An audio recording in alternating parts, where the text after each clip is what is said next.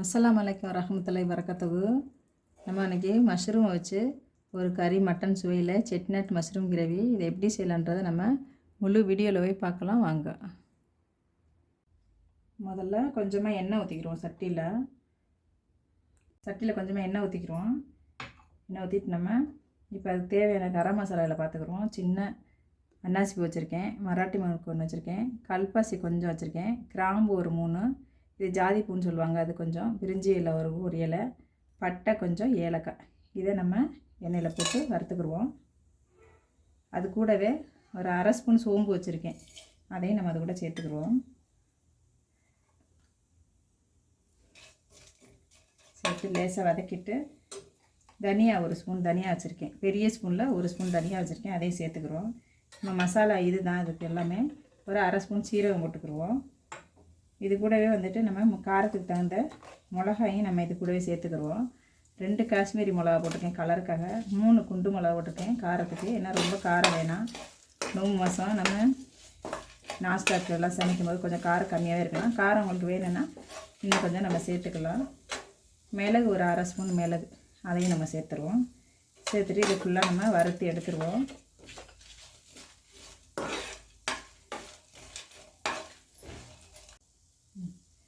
கொஞ்சமாக ஒரு அறுக்கு கருவேப்பிலையை அது கூட சேர்த்துக்குருவோம். கருவேப்பிலை நிறையா சேர்த்தா கூட நல்லா தான் இருக்கும். இப்போ 2 பீஸ் தேங்காய் திரி வச்சுருக்கேன், இதையும் நம்ம அது கூட சேர்த்து நல்லா அடுப்பு ரொம்ப ஸ்பீடாக வைக்க வேணாம், கொஞ்சம் இதை நல்லா கோல்டன் கலராக வறுத்துக்கிறோம். இந்த தேங்காயை ரொம்ப வறுக்க விட்டுறாதீங்க, இந்த கோல்டன் கலராக வறுத்துக்கிறோம். கிரேவி வந்து ரொம்ப சூப்பராக இருக்கும். கொஞ்சம் நல்லா கோல்டன் கலராக வறுத்துக்கிறோம். நம்ம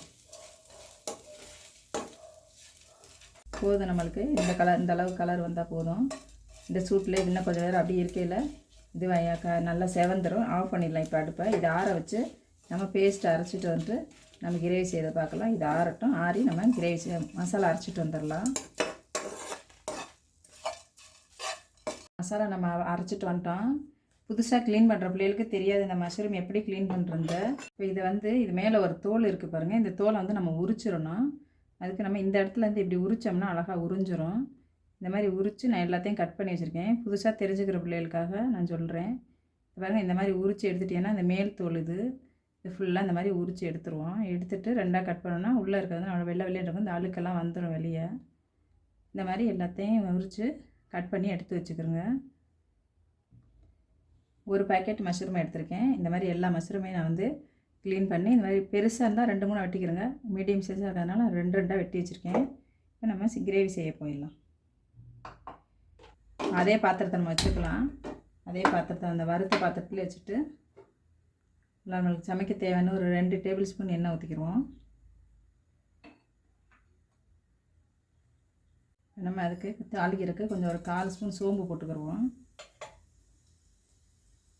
கொஞ்சம் பொரியட்டும்.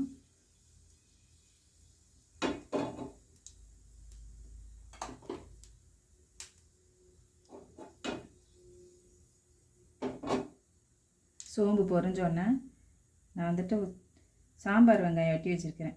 1 கப்பு சாம்பார் வெங்காயம் வெட்டி வச்சுருக்கேன். அது கூட ஒரு பச்சை மிளகா 1-2 கீறி வச்சுருக்கேன். இது 2யுமே நம்ம ஒன்றா சேர்த்துறோம். ஒன்றும் இல்லை, இது கூட ஒரு 6 கருவேப்பிலை, அதையும் நம்ம அதை கூட சேர்த்துக்கிடுவோம். சேர்த்து கொஞ்சம் நல்லா வதக்கிக்கிடுவோம். கோல்டன் கலராக ஆகும் வெங்காயம்.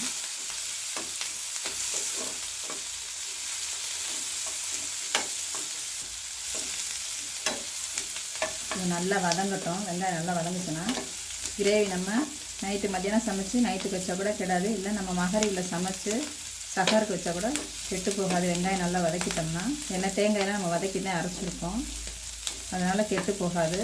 கொஞ்சம் வெங்காயத்தை நல்லா வதக்கிக்கிறோம். நம்ம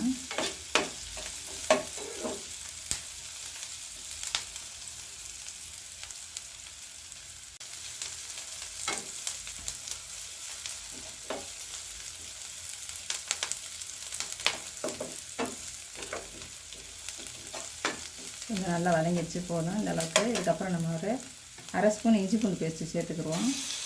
ஒரு பாக்கெட்டுன்றனால கொஞ்சமாக தான் நான் சேர்த்துருக்கேன். நல்லா கறி மாதிரி இருக்கும். இந்த மாதிரி கிரேவி பண்ணோம்னா கறி மட்டன் சமைச்சது போலவே இருக்கும்.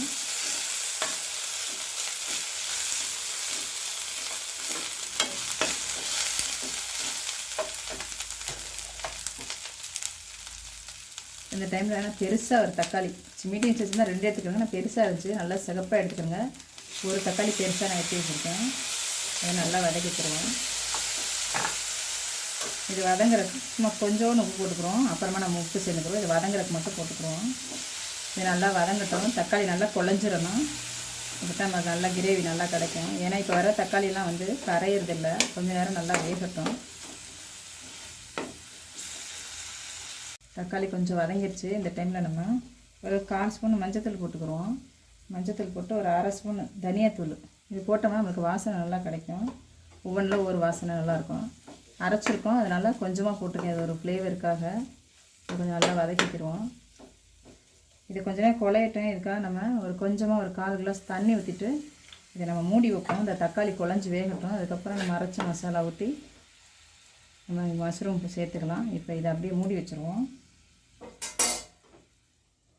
மூடி வைப்போம். ஒரு 10 நிமிஷம் இருக்கட்டும். அப்படியே ஸ்லோவிலே இருக்கட்டும். ஃபுல்லாக ஸ்லோவில் வச்சுருந்தேன் அடுப்பை. பார்க்கலாம் இப்போ எந்த அளவுக்கு வதங்கியிருக்குன்னு. ஃபுல்லாக எவ்வளோ ஸ்லோ பண்ணோம் அவ்வளோ ஸ்லோவில் வச்சுருந்தேன். இது பாருங்கள், இப்போ தக்காளி வந்து நம்மளுக்கு நல்லா மசிஞ்சிடணும். இந்த மாதிரி தக்காளி நல்லா மசிஞ்சால் தான் நம்மளுக்கு கிரேவி நல்லா கிடைக்கும். இந்த மாதிரி நல்லா மசிச்சு விட்டுருங்க தக்காளியை. நிறைய மசிச்சிருச்சு. மசிஞ்சோடனே நம்ம அரைச்ச விழுதுகளையும் நம்ம அதோட சேர்த்துருந்தோம். தண்ணி ஊற்றி தான் நான் அரைச்சிருக்கேன். பேஸ்ட்டாக நல்லா நைஸாக அரைச்சிருக்கேன். அதையும் நம்ம அதில் ஊற்றிடலாம். ஊற்றிட்டு மிக்ஸி ஜார் கழுவி ஊற்றிக்கலாம். நம்ம அதில்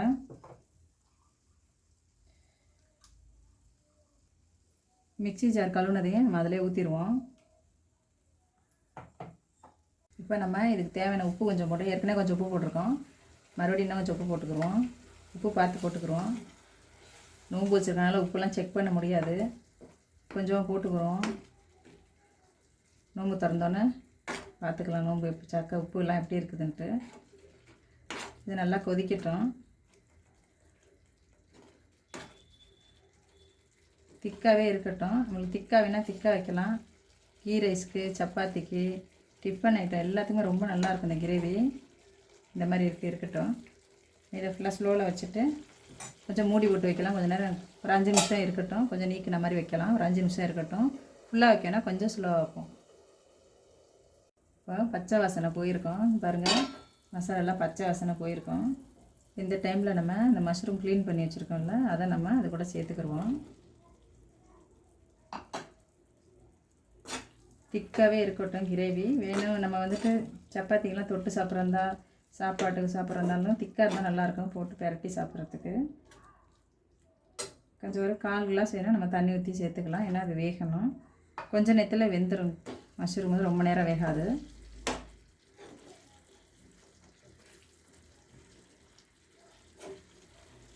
நம்ம மஷ்ரூம்லாம் சேர்த்துட்டு நல்லா கலரி விட்டுக்கலாம். நமக்கு இன்னும் கொஞ்சம் தண்ணியாக வேணும்னா கூட நீங்கள் தண்ணியாக வச்சுக்கலாம். திக்காக வேணால் கூட திக்கு கிரேவியாக வச்சுக்கலாம். ரொம்ப சூப்பராக இருக்கும். கீ ரைஸு, சப்பாத்தி, இட்லி, தோசை எல்லாத்துக்குமே ரொம்ப நல்லாயிருக்கும் இந்த கிரேவி. Chettinad mushroom gravy. கண்டிப்பாக இதை செஞ்சு பாருங்கள், ரொம்ப நல்லாயிருக்கும். இப்போ நம்ம லைட்டாக மூடி வச்சுருவோம். ஒரு 5 நிமிஷம் இருக்கட்டும். மூடி வச்சுருவோம். எவ்வளோ வெந்திருக்குன்னு பார்க்கலாம். நல்லா வெந்துருச்சு. மஷ்ரூம் நல்லா சுருங்கி இருக்குது பாருங்கள். வெந்துருச்சு. அவ்வளோதான். கடைசியாக நம்ம கொஞ்சோண்டு கொத்தமல்லி தழை தூவிட்டு அவ்வளோதான், நம்ம மஷ்ரூம் கிரேவி ரெடி ஆயிடுச்சு. கண்டிப்பாக இந்த ரெசிபியை செஞ்சு பாருங்கள். செஞ்சு பார்த்து எனக்கு சப்ஸ்கிரைப் பண்ணுங்கள். சப்ஸ்கிரைப் பண்ண எல்லாருக்கும் ரொம்ப ரொம்ப நன்றி.